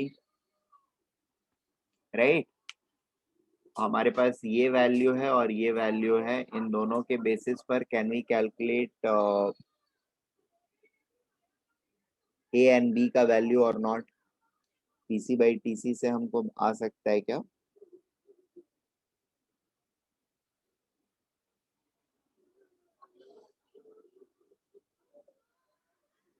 इन दो इक्वेशन से हमको ए और बी की वैल्यू निकल सकती है, नहीं निकल सकती है? निकल सकती है सर। निकल सकती है ना, तो निकाल लेंगे। ए और बी निकल जाएगा तो हमको डायमीटर ऑफ CO2 मॉलिक्यूल भी निकल जाएगा, बी से रिलेटेड है वो, ठीक है। Do I need to solve this? No sir. देखो कुछ नहीं करना है, बी को इधर लेकर के आओगे, टीसी को यहाँ पर लेकर के आओगे, बी के लिए इक्वेशन बन जाएगा, बी को इस इक्वेशन में रख दोगे, पीसी के साथ इक्वेट कर दोगे, सिर्फ ए के टर्म्स में यहाँ पर इक्वेशन आ जाएगा और बाकी सारे नोन होंगे।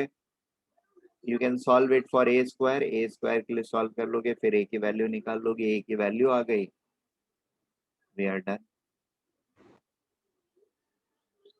अरे ये PC A by 27 B square होता है, ठीक है, ये गड़बड़ लिख दिया था, 1 नहीं होता है, ए बाई 27 बी स्क्वायर होता है 8, या फिर आप डायरेक्टली भी कर सकते हो, पीसी बाई टीसी या टीसी बाई पीसी कर लोगे ना, 27 बी स्क्वायर में से कैंसिल हो जाएगा, सिर्फ बी यहाँ पर बचेगा, ए वाला टर्म कैंसिल हो जाएगा, so you will just have one term of B, B solve होकर के आ जाएगा इन दोनों को डिवाइड कर लेने से, एंड बी आ गया तो फिर ए आ जाएगा, और ऐसे करके आप लोग सॉल्व कर सकते हो। बी आ गया तो डायमीटर ऑफ मॉलिक्यूल भी आ जाएगा, समझ में आ रहा है और do I need to solve it? Hello, मैं समझ रहा था। Got it, sir. ओके।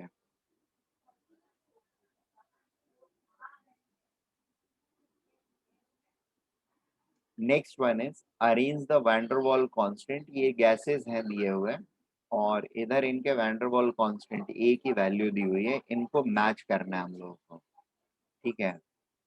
अब देखो यहाँ पर एक चीज ध्यान दो, मतलब मैंने वैंडरवाल गैस कांस्टेंट जब लिखवाया था और ए का, तो उसकी डिपेंडेंसी फैक्टर्स भी लिखवाए थे, ठीक है। डिपेंडेंसी फैक्टर्स में मैंने दो फैक्टर्स लिखवाए हैं, एक inter particle interaction, inter particle interaction,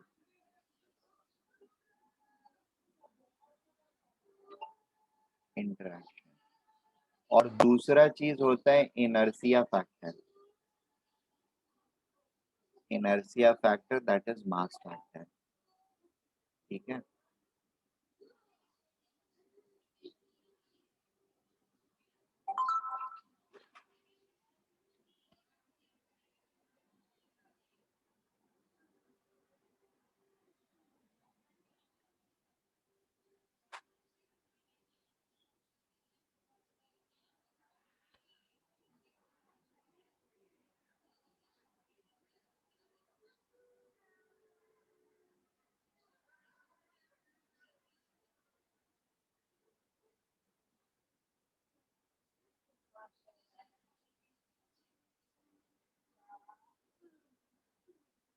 हम्म।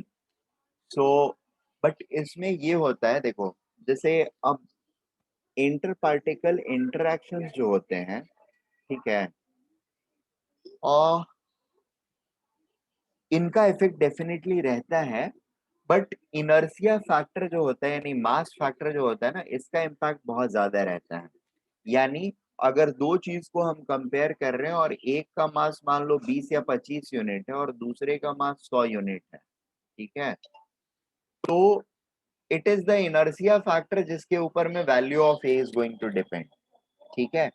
अगर 25 और 40 को कंपेयर कर रहे हैं, 25 और 40 को कंपेयर कर रहे हैं, तो यहाँ पर इंटर पार्टिकल इंटरेक्शंस जो होते हैं that may take a lead in deciding, मतलब 1.5 गुना 2 गुना तक हेवियर पार्टिकल्स में अगर इंटरेक्टिव फोर्स जो है वो बहुत ज्यादा है, ठीक है, जैसे हाइड्रोजन बॉन्डिंग वगैरह केसेस अगर आ रहे हैं, तो that is where the this thing is going to B,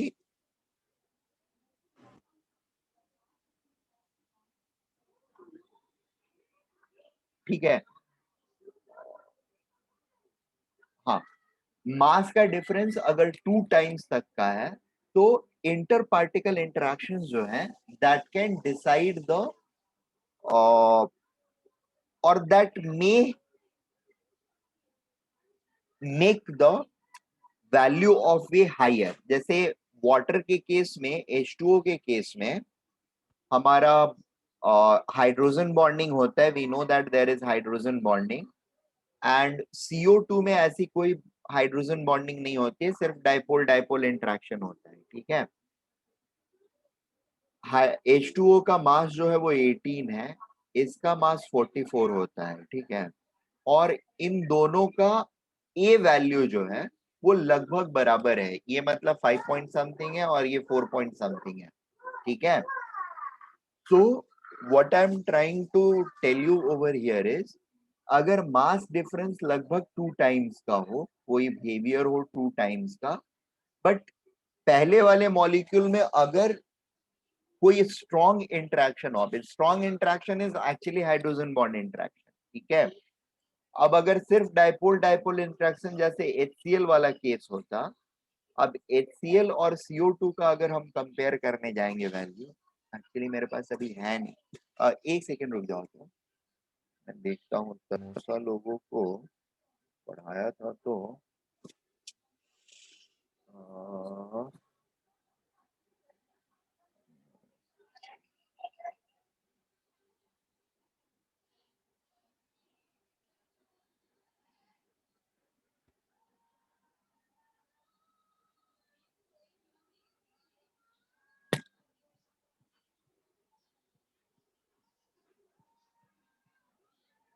एक मिनट रुक जाओ, मैं एक वैल्यू सीधी भेजता हूँ। एटकिंस से लिया है मैंने, रियल वैल्यूज है।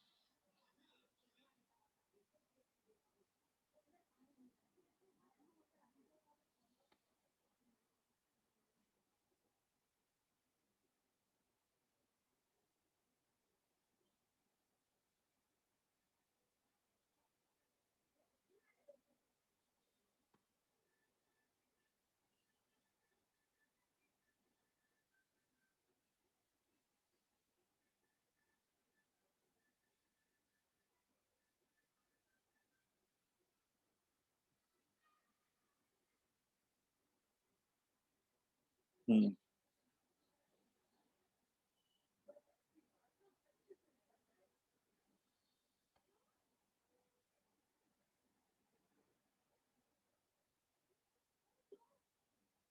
हाँ, मैंने ए बी की वैल्यूज का लिस्ट भेजा है। अब इसमें एक्चुअली अगर हम लोग देखते हैं ना, CO2 के लिए 3.6 है, H2O के लिए 5.5 है, ठीक है। और H2O का CO के रेस्पेक्ट में देखते हैं तो CO के रेस्पेक्ट में काफी ज्यादा हो जाता है। और HCl के लिए अगर हम देखते हैं, HCl के लिए दिया है कि नहीं दिया है, नहीं दिया है।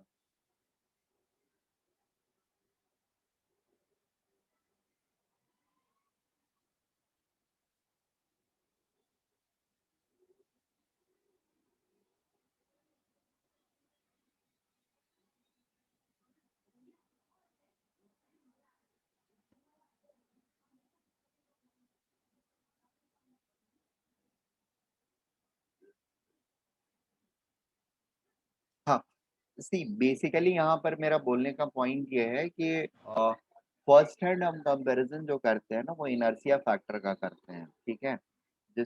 अगर इनर्शिया फैक्टर बहुत ज्यादा डोमिनेंट है तो हमारा जनरली ए का वैल्यू हायर रहेगा।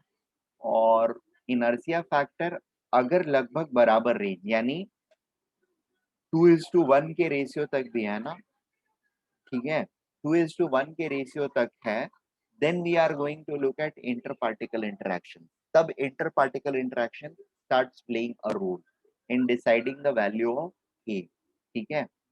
यहाँ पर अगर हम लोग देखेंगे तो इसका इनर्शिया कितना होएगा, इसका 78 है, इसका रहेगा हमारा 84 84 और 9 93, ठीक है। 12 3 15। हाँ, ये फॉर्मूला करेक्ट कर लेना, इट विल बी C6H5CH3। मैं करेक्ट करके भेज दूंगा, द नंबर विल बी 92, ठीक है। नियॉन, और यहाँ पर वाटर मॉलिक्यूल, वाटर का ए वैल्यू जो होता है, अब यहाँ पर obviously the highest one is 5 times heavier than water. This is again approximately 4 times heavier than water, ठीक है। 4 से 5 टाइम हेवियर होने की वजह से इनकी ए वैल्यू जो होंगी वाटर के ए वैल्यू के कंपैरिजन में ज्यादा रहेगी, ठीक है। अगर 2 टाइम या 3 टाइम, 2 टाइम तक अगर ये हेवियर रहते हैं, दैट इज अगर मेरा यहाँ पर मॉलिक्यूल ब्यूटेन वगैरह होता, ठीक है। ब्यूटेन इज CH4H10 58 नहीं 58 फिर भी ज्यादा हो जाएगा। प्रोपेन 36 प्लस हाँ प्रोपेन तक अगर रहता है, प्रोपेन के लिए अगर हम लोग देखते हैं तो इथेन के लिए 5.56 है।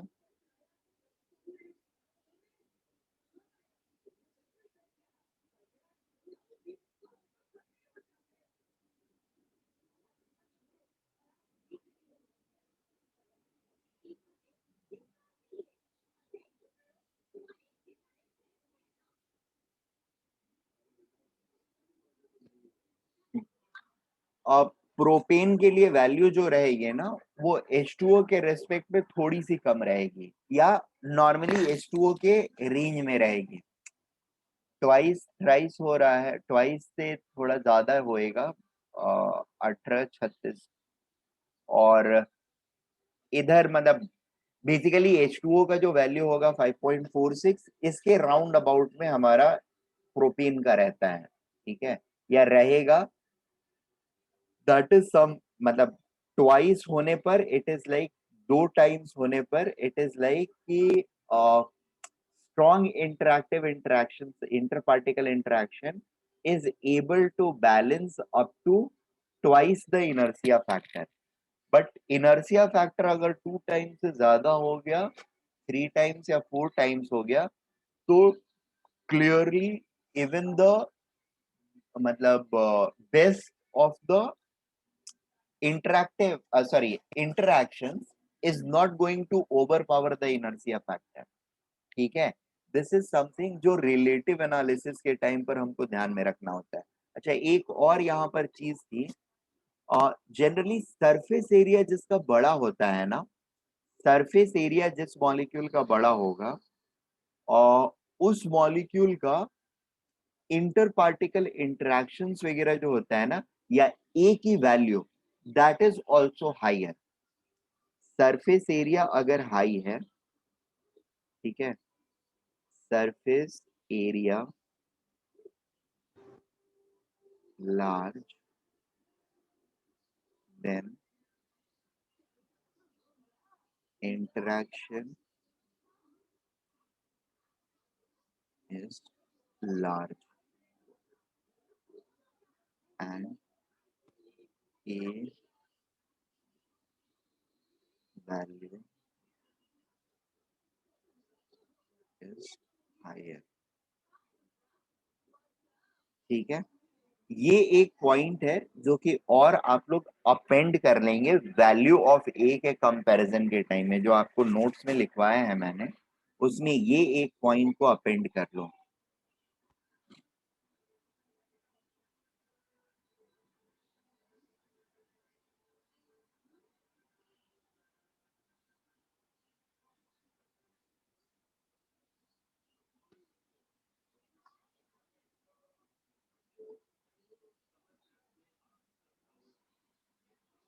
अच्छा, ये मतलब थोड़ा सा नंबर्स वगैरह के प्रिडिक्शन और इसके ऊपर में मतलब फिजिकल फीचर्स के ऊपर में बेस्ड क्वेश्चन है, बट इस टाइप के क्वेश्चन एक से ज्यादा बार जेई एडवांस में आए हुए हैं, ठीक है। ये वाला क्वेश्चन एडवांस का क्वेश्चन है, ये 8th वाला क्वेश्चन जो लिया है ये भी एडवांस का क्वेश्चन है, और इस तरह का एक और क्वेश्चन भी किसी ईयर में और आया हुआ है, ठीक है, जहां पर कंपैरिजन करने के लिए दिया हुआ है, और ये डिफरेंट डिफरेंट ईयर्स में आए हुए हैं। The 8th question was asked in year 1889, sorry 1989, और 9-10 साल के बाद 98-99 में 11th वाला क्वेश्चन पूछा गया है, और 4 से 5 साल के बाद 2003 में 4 साल बाद ये 98 का है क्वेश्चन। 2003 में मेरे ईयर में एक क्वेश्चन एक्चुअली इसी तरह के नंबर्स के बेसिस पर था, but it was not a value. आप लोग को सॉल्यूशंस चैप्टर में मैं पढ़ाऊंगा, there is a value going to come, ebullioscopic and cryoscopic constants, ठीक है। KF एंड KB करके ebullioscopic constant and cryoscopic constant, दो कांस्टेंट्स होते हैं वहां पर. One is related to vaporization phenomena, one is related to melting phenomena.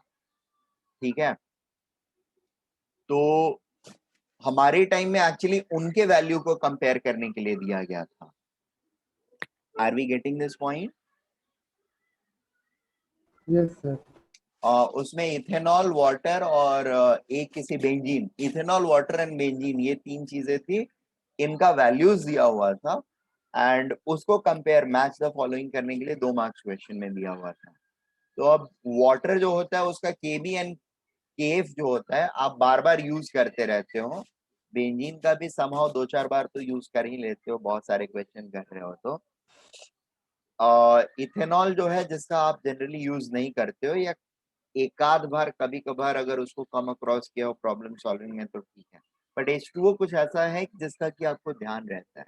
ठीक है, और वहां पर भी कुछ इसी टाइप की इंटर पार्टिकल इंटरेक्शंस वगैरह के बेसिस पर we can easily conclude that. मुझे जो था, मुझे एक्चुअली अपना जब पेपर सॉल्व कर रहा था तो H2O की वैल्यू याद थी मुझे. ठीक है, और बेंजीन की भी वैल्यू याद थी. तीसरा वाला जो अननोन बचा वो ऑब्वियसली इथेनॉल का होने वाला है. तो अब मुझे तो याद था इसलिए मैंने वो देखते ही क्वेश्चन फटाफट सॉल्व कर दिया. मतलब उसमें मेरे लिए कोई ट्रिक नहीं था. बट इन केस अगर मुझे वैल्यू नहीं याद रहती तो it was actually hydrogen bonding पर बेस्ड प्रॉब्लम. H2O में हाइड्रोजन बॉन्डिंग होती है, उसकी Kb की वैल्यू ज्यादा रहेगी और इथेनॉल की वैल्यू कम रहेगी, और सबसे कम रहेगी हमारी C6H6 की. ठीक है, इसमें इंटरेक्टिव पावर्स नहीं होता है, बॉइलिंग पॉइंट काफी हाई होता है, सॉरी काफी लो होता है इसका. तो Kb की वैल्यू भी उसकी लो रहेगी. तो इस टाइप का कुछ लॉजिक यूज करना था. तो what I am just trying to say is कि काफी टाइम इस तरह के बाउंसर्स भी फेंके जाते हैं एग्जामिनेशंस में. ठीक है, we have to be very about it. इसी की वजह से इन चीजों को मैं डिस्कस कर रहा हूँ. ओके, ये पॉइंट नोट किया कि नहीं, सरफेस एरिया वाला?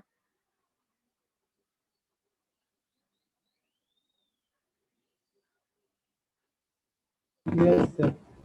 Okay, next one is let us, ये देखो मतलब ये He, helium, carbon dioxide, H2O, ये सारे दिए हुए हैं. और इधर बी कॉलम में कुछ पॉइंटर्स दिए हुए, maximum boiling point, minimum boiling point, critical temperature, less then boil temperature, minimum critical temperature. देखो, अब बॉइलिंग पॉइंट और मैक्सिमम बॉइलिंग पॉइंट या मिनिमम बॉइलिंग पॉइंट किसका होगा, ये किस बात पर डिपेंड करेगा. ठीक है, या critical temperature is less than boil temperature. हाँ, यहाँ पे एक चीज, TB बॉयल टेम्परेचर क्या होता है, A/BR. ठीक है, इन्वर्सन टेम्परेचर क्या होता है, 2A/BR. राइट, और TC क्या Yes, होता sir. है, 8/27 A/BR. ठीक है, इन सब में सबसे छोटा कौन सा रहेगा, TC, TB, TI में? Obviously it will be TC, and it will be true for all the gases, followed by TB, Boyle's temperature, followed by inversion temperature. Am I right? Yes, sir. Relationship note कर लो सारे लोग एक frame में. So critical temperature is less then boiled temperature, ये क्या है, सबके लिए सही है, चाहे कोई भी हो, सबके लिए सही होगा. Am I right? Yes, sir. Boiling point देखो, अगर दो मतलब पार्टिकल, इंटर पार्टिकल अट्रैक्शन अगर मॉलिक्यूल्स के बीच में ज्यादा है, या गैसियस मॉलिक्यूल्स या किसी भी मटेरियल के मॉलिक्यूल्स के बीच में या पार्टिकल्स के बीच में अट्रैक्शन ज्यादा है, तो उसका बॉइलिंग पॉइंट क्या होगा, हाई होगा, लो होगा? higher the interaction, higher will be the boiling point, because it will be difficult for us to separate the particles if the interactions are high. Am I right? Yes, sir. Yes, sir. Inter particle interaction ज्यादा रहेगा तो boiling point ज्यादा रहेगा, बहुत clear सी बात है, ठीक है। और इंटर पार्टिकल इंटरेक्शन कम रहेगा तो बॉइलिंग पॉइंट कम रहेगा, राइट? क्लियर? Yes, sir. और क्रिटिकल टेम्परेचर किसका सबसे कम रहेगा? मिनिमम क्रिटिकल टेम्परेचर के लिए क्या चाहिए? मिनिमम वैल्यू ऑफ ए चाहिए। ए जितना कम रहेगा, बी का मैंने बताया रेंज इज फिक्स्ड। देखो यहाँ पर देखो बी की वैल्यू सबकी, the variation in B value is very minimal, 0.2 से लेकर के 0.5 0.6 के बीच में रहेगा। जो वैल्यू मैंने आप लोगों को भेजा उसमें भी देखो आप, तो बी की वैल्यू में बहुत ज्यादा वेरिएशन है क्या? अच्छा, एक है बेंजीन जिसका कि थोड़ा सा ज्यादा है, ठीक है, 11 तक जा रहा है। इसका कॉल है। कौन? हेलो, हाँ बोलिए, तक देयर।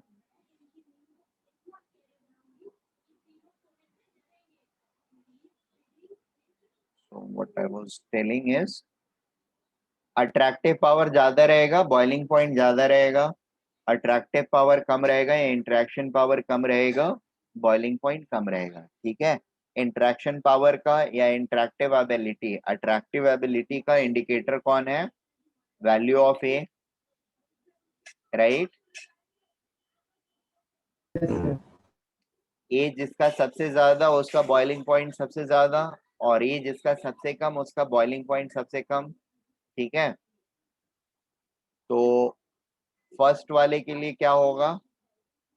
इनमें से कोई वैलिड होगा क्या? ये भी नहीं वैलिड होगा, ये भी नहीं वैलिड होगा, ये भी नहीं वैलिड होगा, आर वाला वैलिड होगा, ठीक है, क्योंकि आर सबके लिए वैलिड है। हीलियम के लिए दो चीजें वैलिड होंगी, पी और are.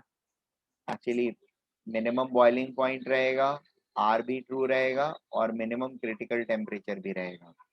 Critical temperature is a जिसका सबसे कम रहेगा उसी का क्रिटिकल टेम्परेचर सबसे कम रहेगा, ठीक है।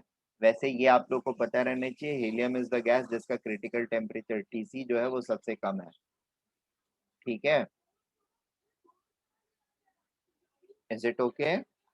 And helium is the gas Yes. जिसका बॉयल्स टेम्परेचर भी सबसे कम रहेगा। सारे ही टेम्परेचर इसी का सबसे कम रहेगा, इन्वर्सन हो, बॉयल्स हो, क्रिटिकल हो, सबके सब इसी के सबसे कम रहेंगे, ठीक है, क्योंकि ये वैल्यू इसका सबसे कम है। Making sense? CO2 के केस में आते हैं, तो CO2 के केस में क्या क्या रहेगा? C is again going to be just related to R, क्योंकि बाकी चीजें उसके लिए भी वैलिड नहीं रहेंगी, ना तो वो मैक्सिमम है, ना मिनिमम है, ना क्रिटिकल टेम्परेचर मिनिमम है। H2O के लिए क्या क्या रहेगा? Boiling point maximum will be valid, and ये critical temperature less than Boyle's temperature, this will be valid for it, ठीक है। Yes, sir. ओके,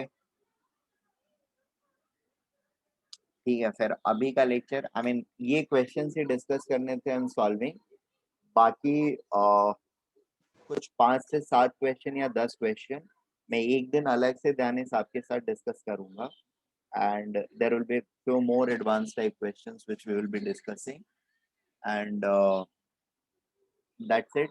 Monday से we will be starting with thermodynamics. आप लोग बाकी लोग questions सेट सोर्स, जो भी सेट सोर्स है उनसे हम लोग सॉल्व करेंगे। Are we getting this point? Yes, sir. Yes, sir. Okay, एक सेकेंड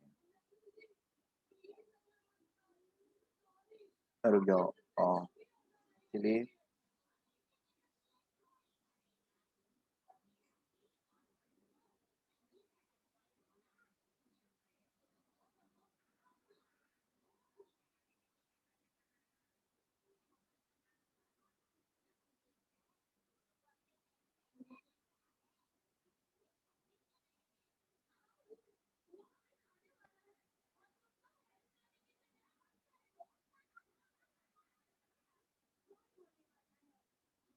ठीक है,